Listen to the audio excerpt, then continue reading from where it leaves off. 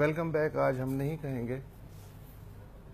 61 جو کیڈٹ مرے ہیں پولیس کے، ان میں سے ایک کا خط مجھے موصول ہوا ہے، میں آپ کو سنانا چاہتا ہوں.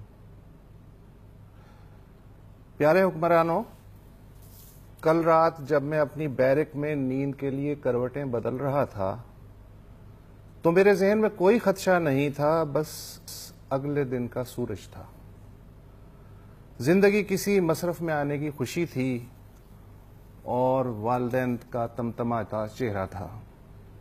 ہاں، وہی چہرہ جو کسی بھی بیٹے کو روزگار ملنے کی مسرت میں چمک اٹھتا ہے. مجھے ریاست اور تم نے یقین دلایا تھا حکمرانوں کہ جب تک میں تربیت مکمل کر کے کسی کام کا نہیں ہو جاتا تم مجھے تحفظ دو گے، تاکہ بعد میں تمہیں تحفظ دینے کا فرض نبھا سکوں. جشن مرگ میں نے سنا ضرور تھا، پر اگر وہ دہشت گرد خود کو اڑانے سے پہلے میرے سر میں گولی نہ مارتا تو مجھے کبھی معلوم نہ ہوتا کہ جشن کا مطلب ہوتا کیا ہے. آج میں بہت اوپر سے سب کچھ صاف صاف دیکھ سکتا ہوں اور سمجھ بھی سکتا ہوں.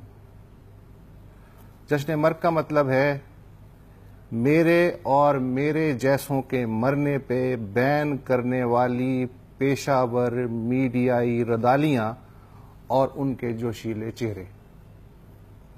وہ دکھ بھرے مشینی بیانات جو 9/11 کے بعد سے کوئی کوما فل سٹاپ تبدیل کیے بغیر اتنی بار تم سب کے منہ سے اتنی بار گر چکے ہیں کہ ان کے حرف تک پھٹ چکے ہیں، ریزہ ریزہ ہو چکے ہیں.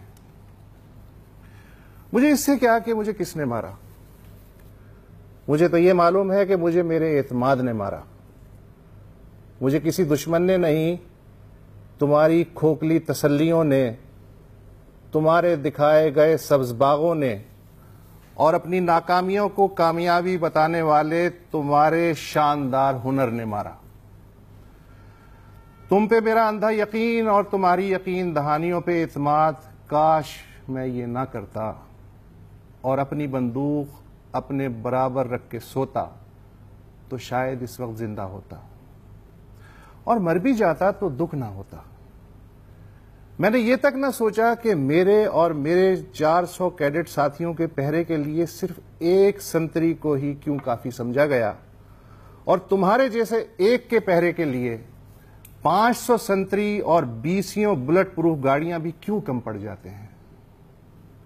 چلو، تمہیں اگلا سانحہ ہونے تک کوئی مصروفیت تو ملی. سوگ منانے، تعزیت کرنے، ایک دوسرے پہ الزام دھرنے، واردات کے بعد اپنی ایفیشنسیاں دکھانے اور صفائیاں پیش کرنے کی مصروفیت. تم میرے نام پہ اپنا دھرنا بچاؤ، دولت بچاؤ، عہدہ بچاؤ، روب و دبدبہ بچاؤ، رینک بچاؤ. میرے جیسوں کا جینا کیا اور مرنا کیا، اور لے آئیں گے بازار سے گر ٹوٹ گیا.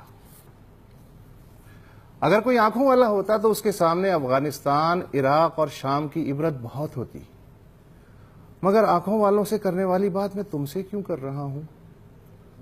ہاں، یہ ضرور ہے کہ جب تک تمہاری آنکھیں کھلیں گی تب تک ہم سب کی آنکھیں پھٹ چکی ہوں گی. پھر تم دیکھتے رہنا ہم سب لاشوں کو اپنی پھٹی پھٹی آنکھوں سے. مگر شاید یہ بھی میری خوش فہمی ہے.